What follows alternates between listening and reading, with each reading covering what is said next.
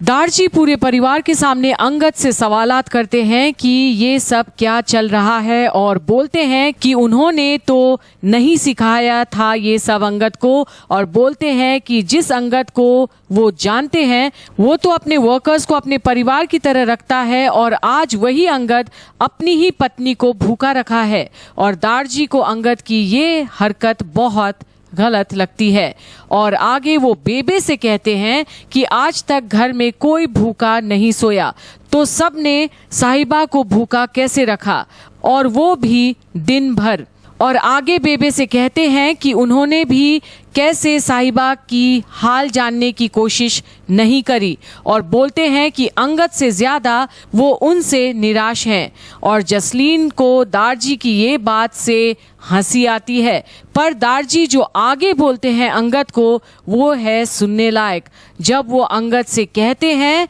कि गुस्से की आग कभी इतनी बड़ी नहीं होनी चाहिए कि बंदा अपनी इंसानियत ही जला बैठे, और अंगद दारजी की बात सुन शर्मिंदगी महसूस करता है और साहिबा की तरफ देखता है। जब दारजी आगे बोलते हैं कि वो उसके गुस्से को जायज़ समझते हैं, पर किसी को खाना ना खिलाना और उसे परेशान करना ये सब भी तो ठीक नहीं है। पर अब बेबे को बर्दाश्त नहीं होती अंगद को इस कदर दारजी का कहना, और आगे बोलती है कि सिर्फ दारजी अंगद को ही क्यों सुना रहे हैं, उस लड़की को भी तो कुछ बोल सकते हैं कि वो खाना क्यों नहीं मांग ली किसी से। पर अब वीर बोल पड़ता है कि अंगद पाजी ने साहिबा को इतना कुछ सुना दिया था कि उसके बाद तो कोई भी खाना खाने से इनकार कर देता। पर तभी रबजोत बोल पड़ती है कि साहिबा तो एक गरीब घर से है, और ये चक्कर आना ये सब एक गरीब लोगों को खूब आती है,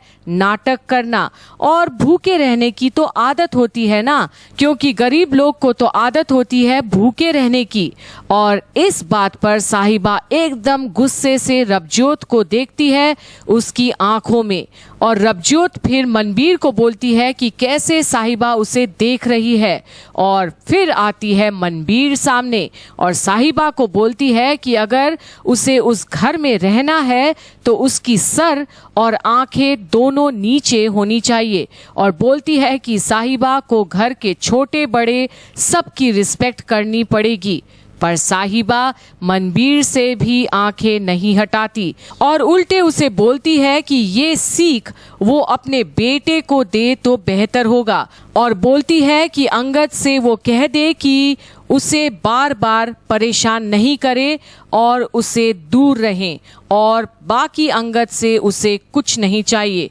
और तब आता है अंगद सामने और साहिबा को बोलता है कि वो एहसान फरामोश है, और बोलता है कि अगर उसे संभाला नहीं होता तो साहिबा मुंह के बल गिर जाती जब उसे चक्कर आई थी। पर साहिबा बोलती है अंगद को कि कौन सा वो सोच समझकर उसे संभाला था, बल्कि उसको तो सोचने की भी मौका नहीं मिली थी, और बोलती है कि उसने तो साहिबा का हाथ गुस्से से जो पकड़ रखा था। और अंगद एकदम बेकाबू हो जाता है और बहस करने लगता है कि उसने तो सिर्फ उसका हाथ पकड़ा था, वरना साहिबा ने जो उसके साथ किया था उसके लिए तो बस बोलने वाला ही होता है आगे कि वो तो उसके खानदान के दिए संस्कार हैं कि। पर अचानक साहिबा की ध्यान प्रिंस के तरफ जाता है जो नींद से उठकर शोर सुनकर आया है, और अंगद भी रुक जाता है बोलते बोलते